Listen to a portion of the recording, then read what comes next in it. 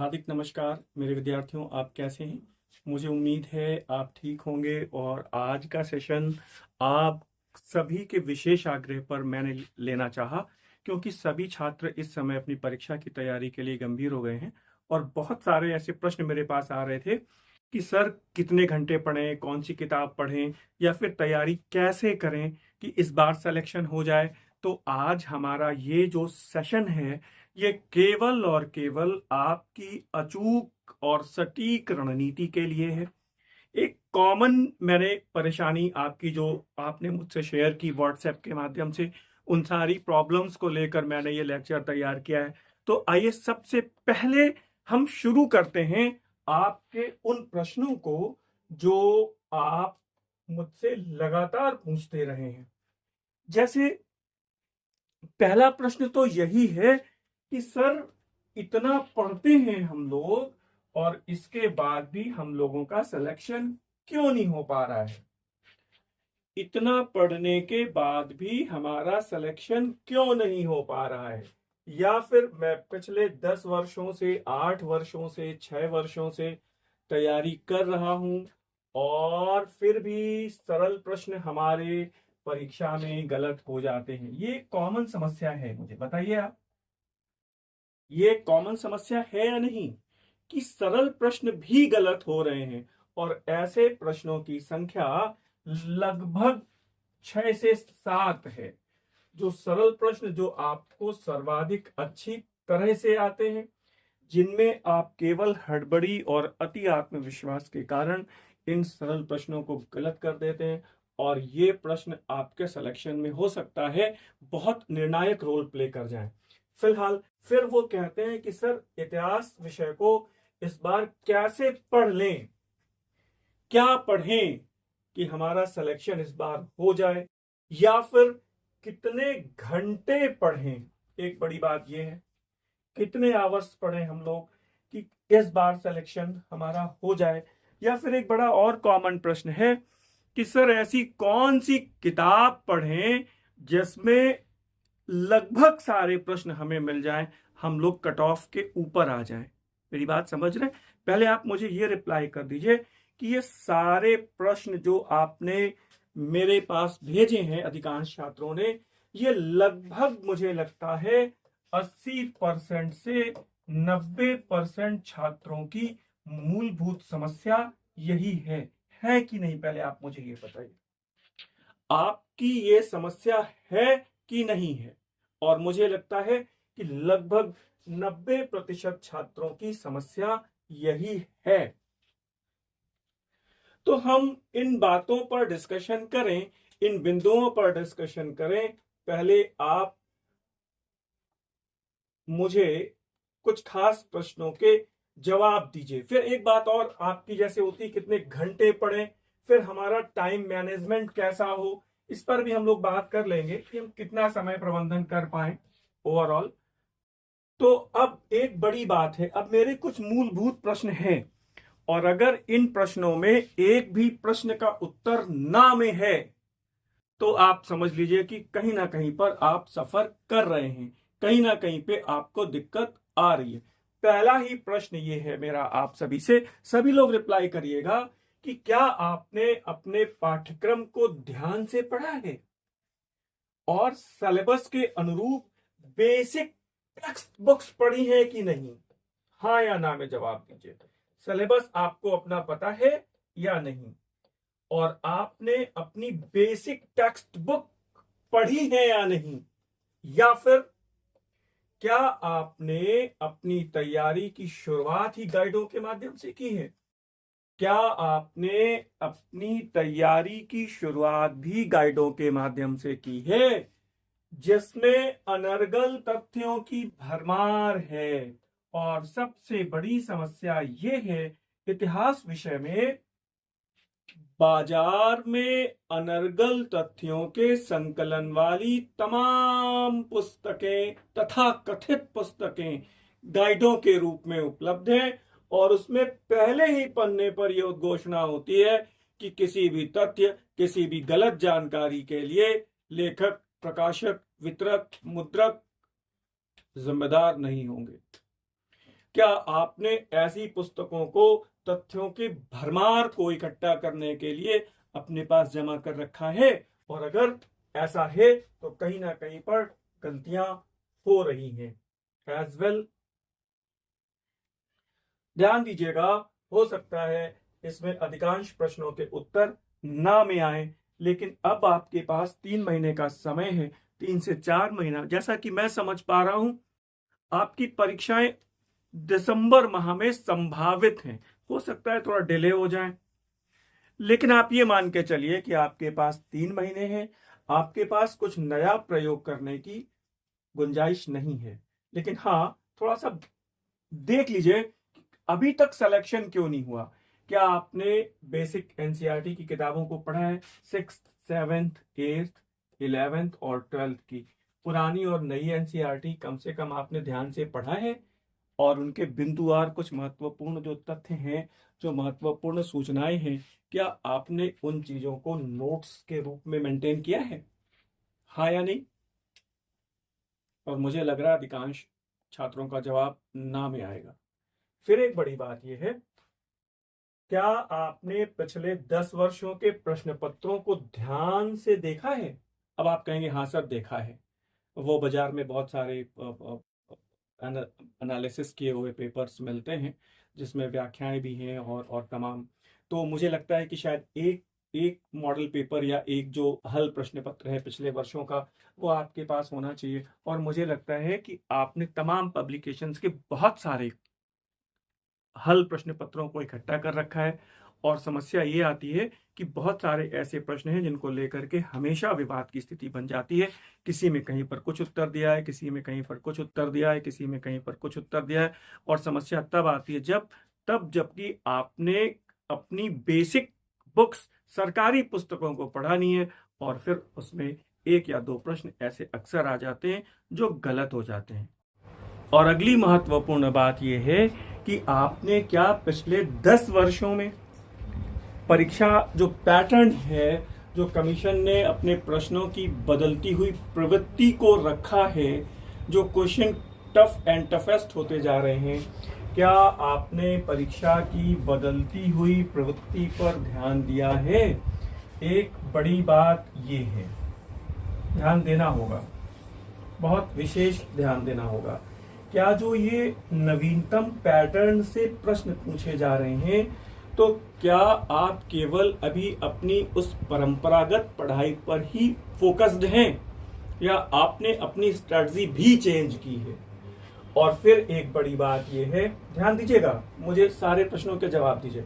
और फिर एक बड़ी बात यह आ रही है कि क्या आपकी पढ़ाई लगातार चल रही है, कंटिन्यूअस? मुझे बताइए।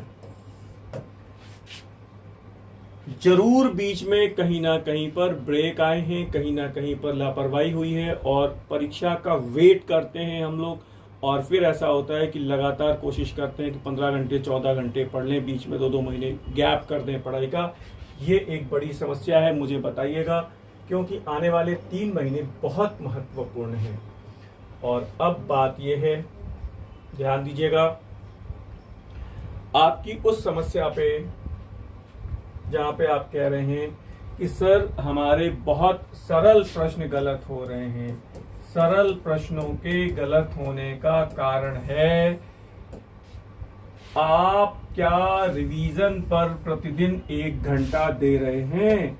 और जो सबसे बड़ी प्रॉब्लम है, बेसिक प्रॉब्लम है आपकी, वो यही है कि आप रिवीजन के लिए नहीं जाते हैं।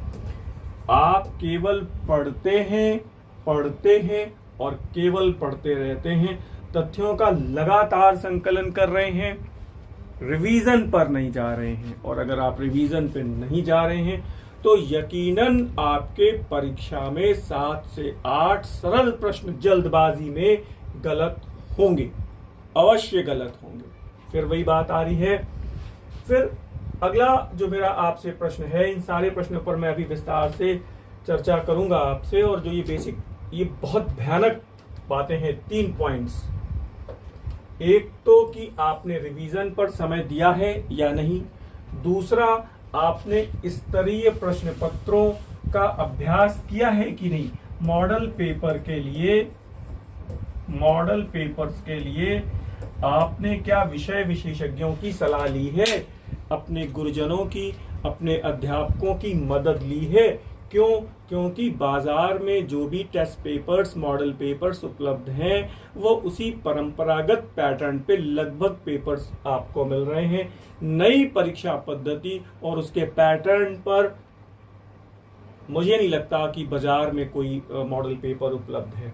और एक जो सबसे कॉमन और बिगेस्ट ब्लंडर है आपकी लाइफ में, आप सब कुछ पढ़ने की कोशिश कर रहे हैं। आपको लग रहा है हम ये भी पढ़ लेंगे, हम ये भी पढ़ लेंगे। आपके पास इतिहास की कम से कम प्रत्येक छात्र के पास 10-10 किताबें जरूर होंगी। एंशिएंट, मेडिवल, मॉडर्न को मिला के आपके पास मुझे लगता है कम से कम 10 किताबें जरूर होंगी।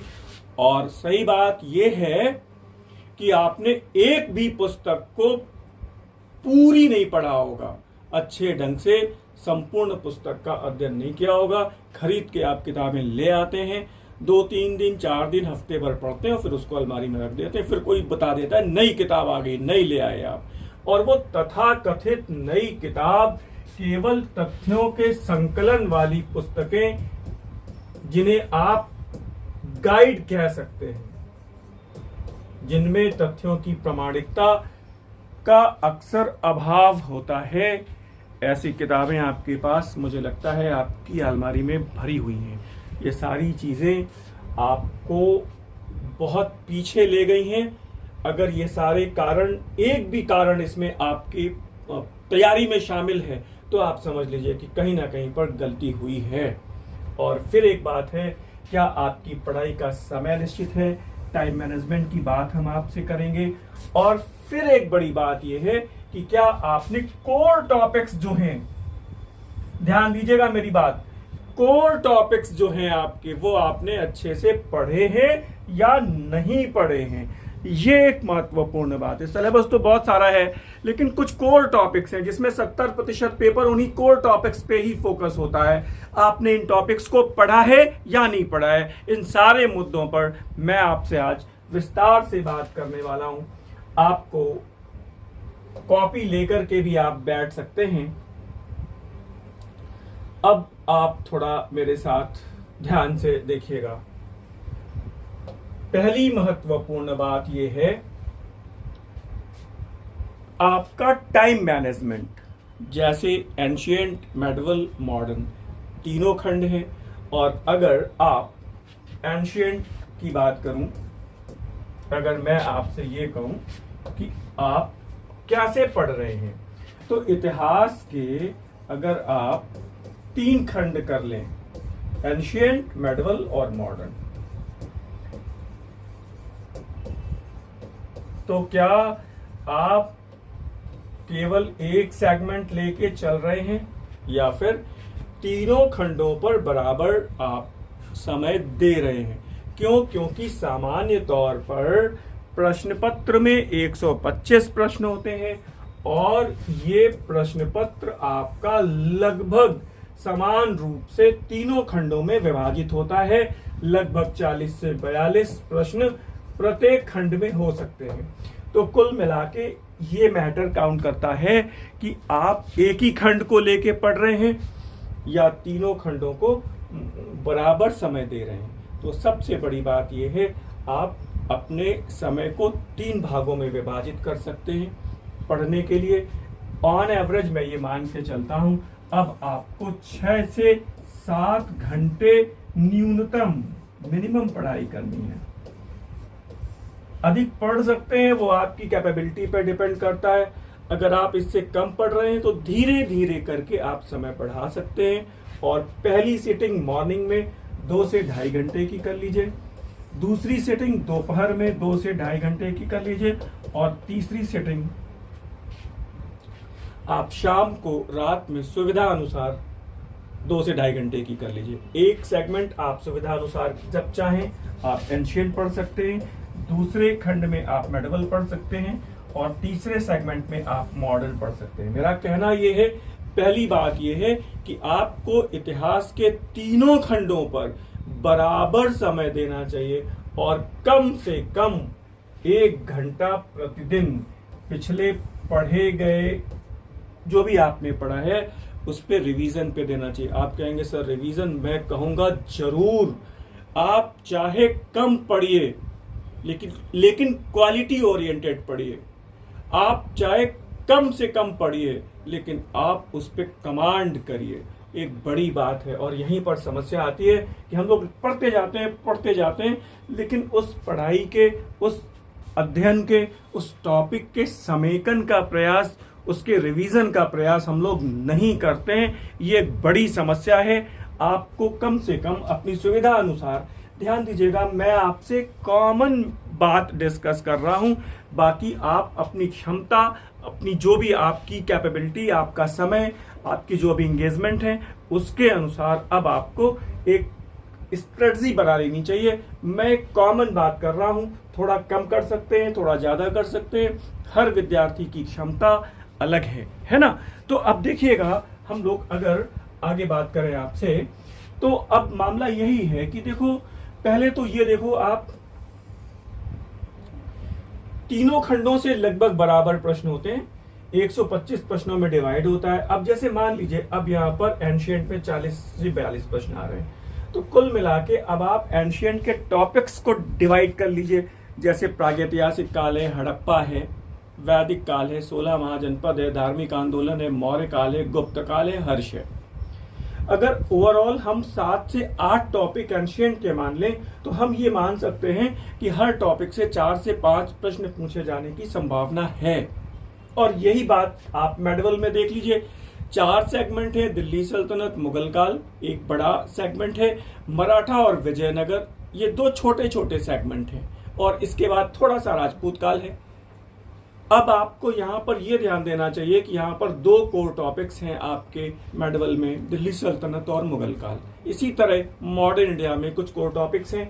तो आपको टॉपिक के नेचर के अनुसार आपको अध्ययन करने की आवश्यकता है। आइए हम लोग कुछ थोड़े से कोर टॉपिक्स पे हम लोग बात करते हैं और तब आपसे आपकी स्ट्रेटजी पर बात करें। अब जैसे देखिएगा, थोड़ा ध्यान दीजिएगा, पहला जो टॉपिक है आपका बेसिकली वो सबके लिए कॉमन है और कठिन है।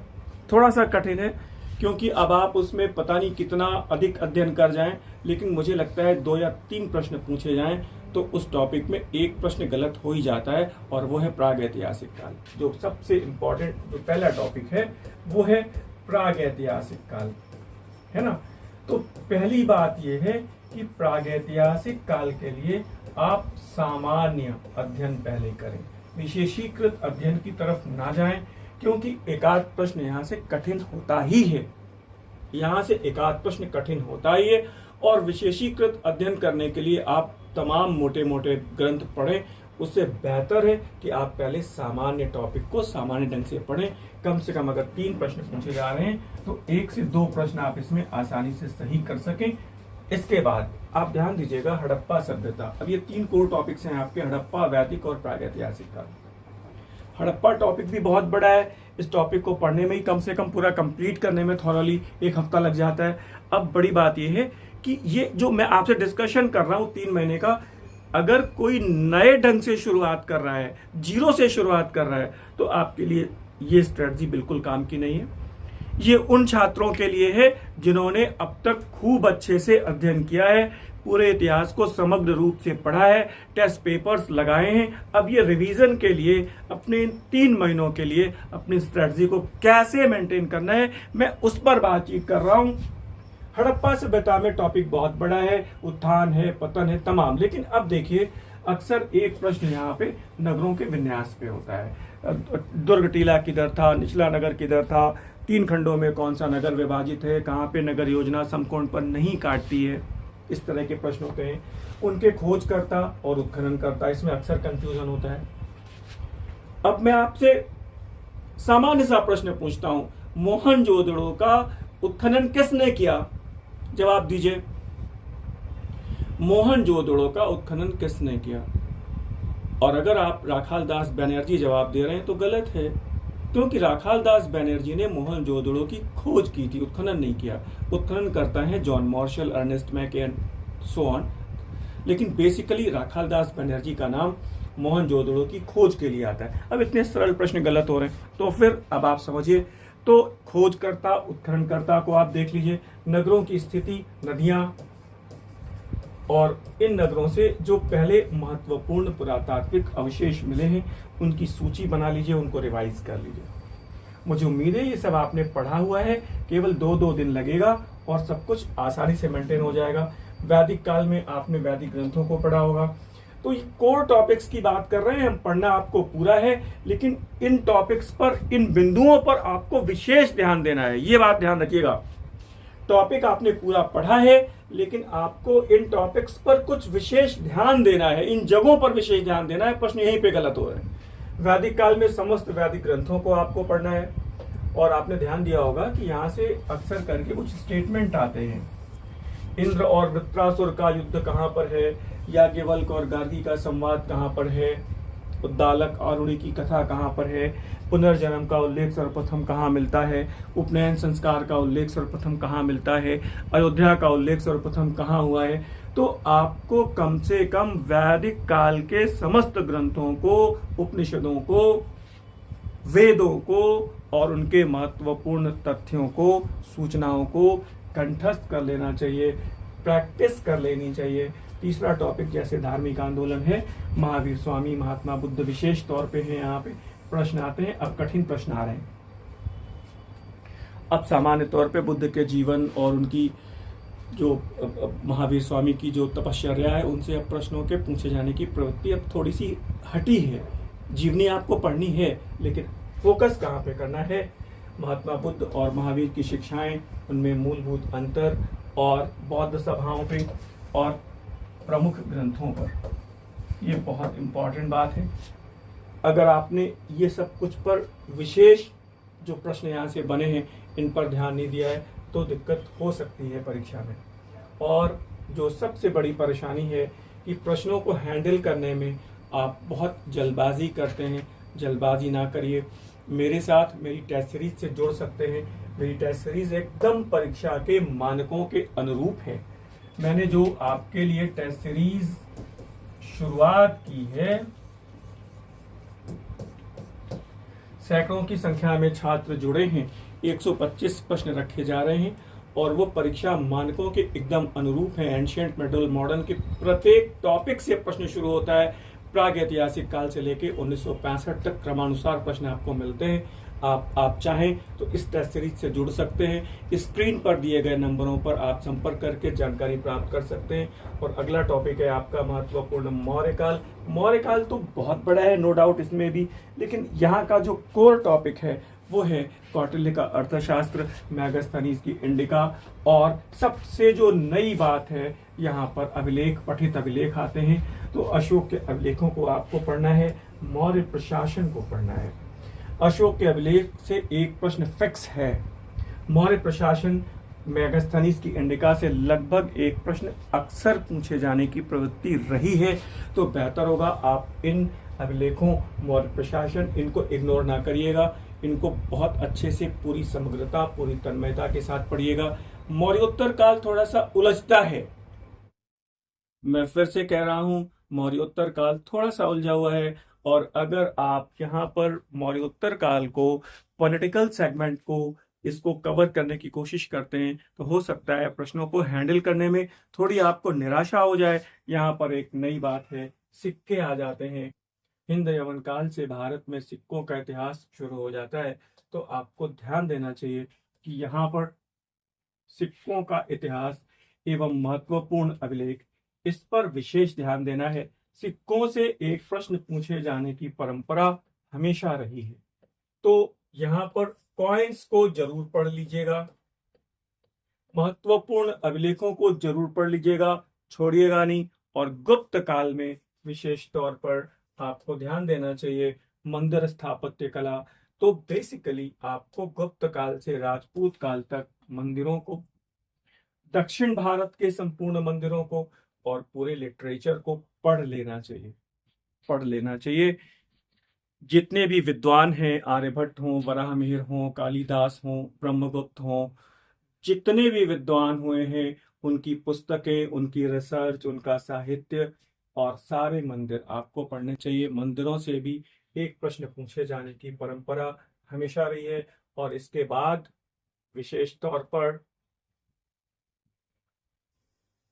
विदेशी यात्रियों के विवरण, यहाँ पर फायाद वेनसांग से एक प्रश्न अक्सर आता है, तो इनका यात्रा विवरण पढ़िए और हर्ष के काल की प्रमुख घटनाओं को देख लीजिए एक बार। फायाद वेनसांग से हमेशा एक प्रश्न पूछे जाने की परंपरा है, तो इन प्रश्नों को इग्नोर मत करिएगा। और फिर अगर थोड़ा सा हम लोग मेडवल इंडिया पे आते हैं, तो मेडवल इंडिया पे आप देखिए अल बरूनी और उसकी पुस्तक तहकीक हिंद, इब्न बतूता, वर्नियर, यानी कि मेडवल इंडिया में जितने भी यात्री आए हैं, ध्यान रखिएगा यात्रियों से एक प्रश्न अवश्य आया है। जितने भी यात्री आए हैं, अल बरूनी, इब्न बतूता या फिर कोई भी वर्नियर, फ्रांसिस वर्नियर, तो सबके विवरण, उनकी पुस्तकें और क्या खास बातें वो कहते हैं, इन पर आप फोकस करिएगा विशेष तौर पे।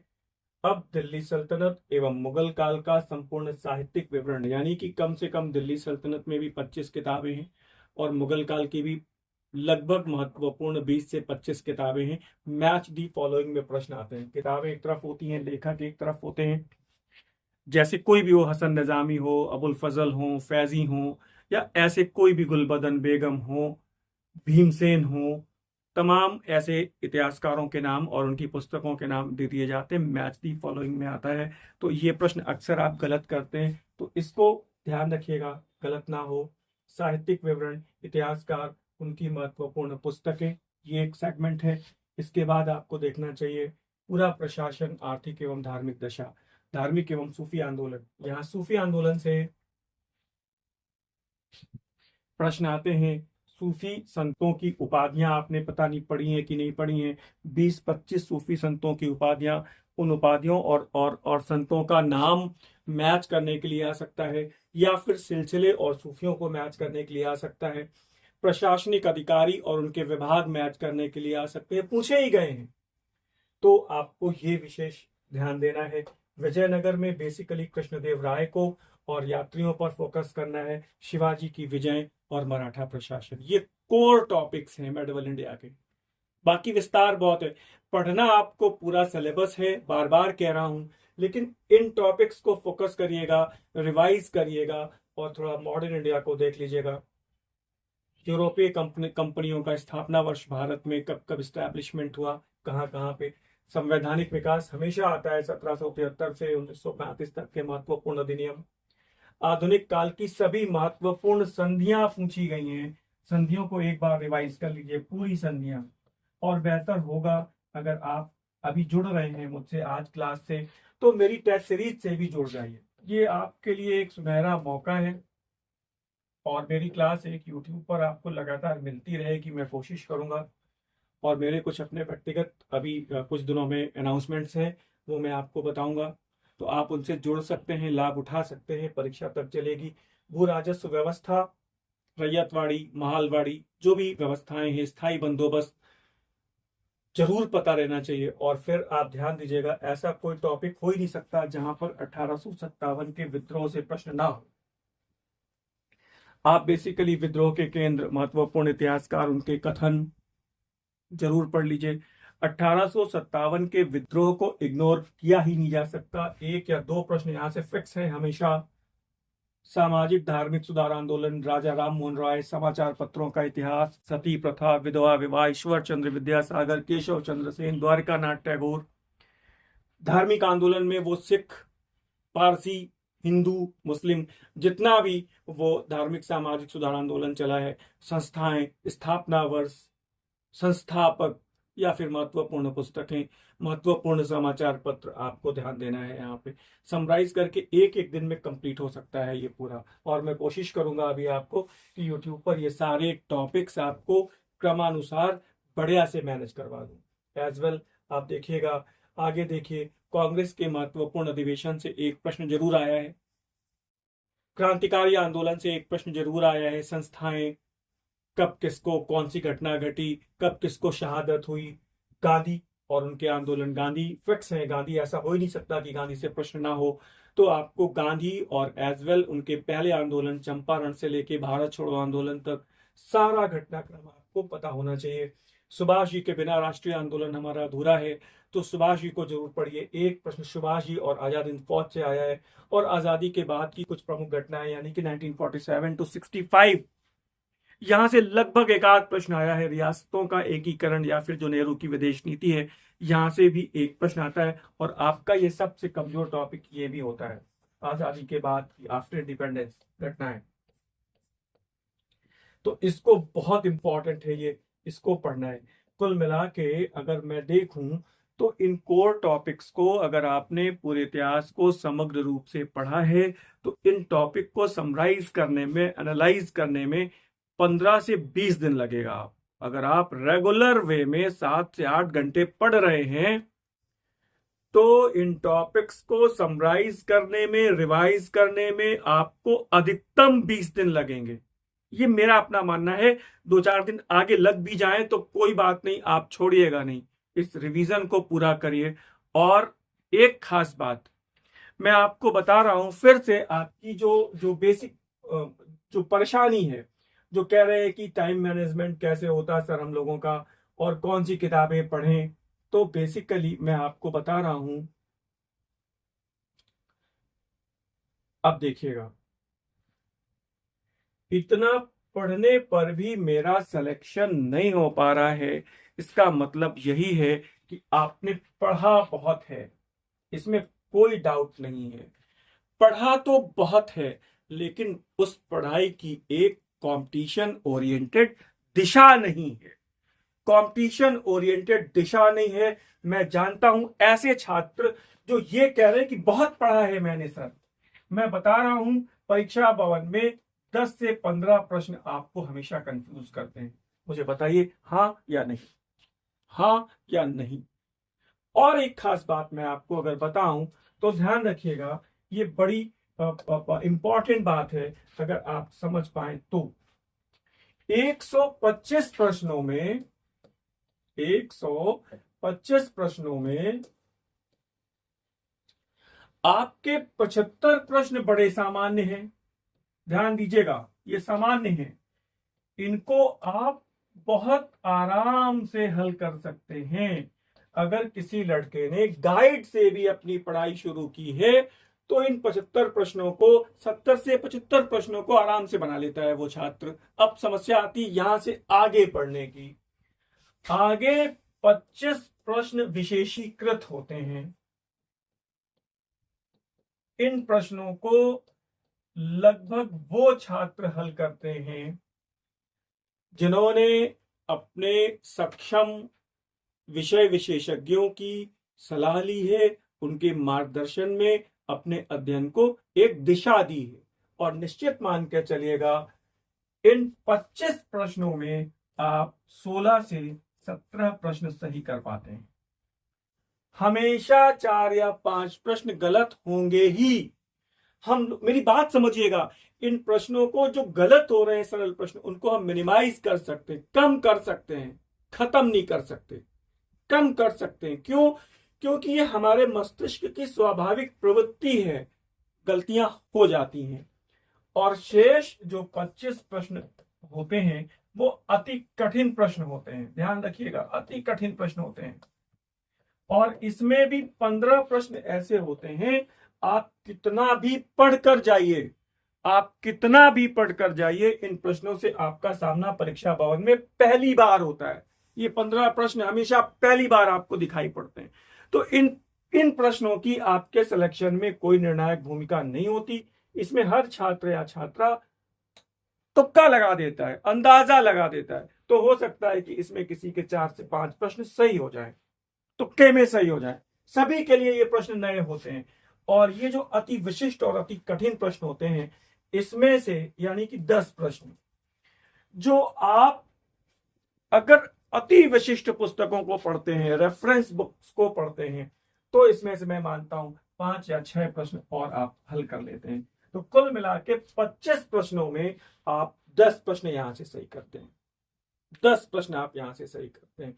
तो अब कुल मिला के मैं अगर ये मान लूं कि 75 में 5 यहां पे गलत किए 70 ये हो गए, 10 यहां पर सही किए 25 में से, और यहाँ पे लगभग 15 सही किया आप, 15 से 16, तो आप मान के चलिए लगभग 95 से 100 के बीच में आ रहे हैं। और यही आपकी अंतिम मानव समर्थ वाली जो क्षमता है वो यहीं पर है, जो प्रयास की लिमिटेशन है वो यहीं पर है। आप सोचते हैं मैं 125 में 124 बना लूंगा, 125 बना लूंगा, ये एक असंभव प्रक्रिया है, मुश्किल है, थोड़ी मुश्किल है। और समस्या ये आती है, आप कितना भी करके आप पूरा विषय कोई भी कमांड नहीं कर सकते, ये एक कटु सत्य है। तो हम ये कर सकते हैं कि बेहतर से बेहतर पढ़ें और ये देखें कि हमने जो कोर टॉपिक्स तैयार किए हैं वहां पर प्रश्न हमारे गलत ना हो। मैं फिर से आपकी अगली जो समस्या है उस पर लौटता हूं, और फिर ये कह रहे हैं कि 10 वर्षों से तैयारी कर रहे हैं सर हम लोग, सरल प्रश्न गलत हो रहे हैं। इसका सबसे बड़ा कारण है lack of revision, lack of continuity, यानी कि आपने रिवीजन नहीं किया है, आपने प्रैक्टिस नहीं की है, और आप लगातार अपनी पढ़ाई पर बने नहीं रहे हैं। अब बात ये हो रहा है क्या पढ़ें, तो क्या पढ़ें, मैंने आपको वो कोर टॉपिक्स विशेष तौर पे बताए हैं जहां पर लगभग 75 से 80 प्रश्न आपको वहीं पर फोकस्ड हैं। आपको पहले वो कोर टॉपिक्स भी रिवीजन करिए, सिलेबस पूरा पढ़ना है लेकिन रिवीजन आपको करना है, अच्छे से कोर टॉपिक्स तैयार करना है एज वेल। आप ध्यान दीजिएगा, गाइड्स का अध्ययन ना करें और कम से कम अपनी सरकारी किताबों पर फोकस करें, अपनी सरकारी किताबों पर ही फोकस करें। मैं बार बार आपसे एक बात कह रहा हूं, अपनी सरकारी किताबों पर ही फोकस करें, गाइडों पर फोकस ना करें। कितने घंटे पढ़ें, तो ये ध्यान रखिएगा, घंटों का आपकी पढ़ाई और आपके सिलेक्शन से कोई संबंध नहीं है, घंटों का कोई संबंध नहीं है। मतलब यह है कि आपने 2 घंटे पढ़े हैं और कितना गेन किया है इस पर डिपेंड करता है, आपने कितना परफॉर्म किया है इस पर डिपेंड करता है। तो आपके लिए कम से कम ऑन एवरेज मैं मानता हूं अभी जो ये 3 महीने हैं आपके पास एकदम पीक टाइम है, एकदम गोल्डन टाइम है, इसमें 6 से 7 घंटे आपको रिजर्व होके पढ़ना चाहिए। ये मैं एक कॉमन बात कह रहा हूं। 2 से 2.5 घंटे आपको एंशिएंट पढ़ लीजिए, 2 से 2.5 घंटे मेडिवल पढ़ लीजिए, 2 से 2.5 घंटे मॉडर्न पढ़ लीजिए, 2 घंटे पढ़ लीजिए, तब भी 6 घंटे हो रहे हैं। मेरे कहने का मतलब यह है आप अपनी सुविधा अनुसार इस स्ट्रेटजी में संशोधन भी कर सकते हैं, लेकिन अब मामला यह है आपको लगना है 5 से 6 घंटे 7 घंटे जो आपके लिए सुविधाजनक हो, टुकड़ों में पढ़ना है। ऐसा नहीं कि 7 घंटे हम लगातार पढ़ लेंगे, सुबह 5 बजे बैठे और 12 बजे तक पढ़ लिया, नहीं। पढ़ाई को 3 घंटों में आप डिवाइड कर लीजिए, 2 से 2.5 घंटा एक जगह पर, फिर रेस्ट, फिर 2 से 2.5 घंटा दोपहर में, फिर रेस्ट, और फिर 2 से 2.5 घंटा शाम को या रात में, जैसा भी आप पढ़ना चाहें। ये एक कॉमन और एक सामान्य जो पढ़ने का तरीका है वो मैंने आपसे शेयर किया है। मेरी टेस्ट सीरीज को आप ज्वाइन कर सकते हैं और लगातार मेरे साथ आप क्लास में बने रह सकते हैं। मैं आपकी समस्याओं को लगातार लेकर आपके लिए क्लास लेता रहूंगा, आपके कोर टॉपिक्स को कोशिश करूंगा कि मैं यूट्यूब पर कंप्लीट करा दूं। फिलहाल आपको ये लेक्चर कितना उपादेय लगा मुझे जरूर बताइएगा, और कल हम लोग नेक्स्ट क्लास में हो सकता है यूरोपियों के आगमन से हम लोग आए, और मुझे आज विदा दें। धन्यवाद, नमस्कार।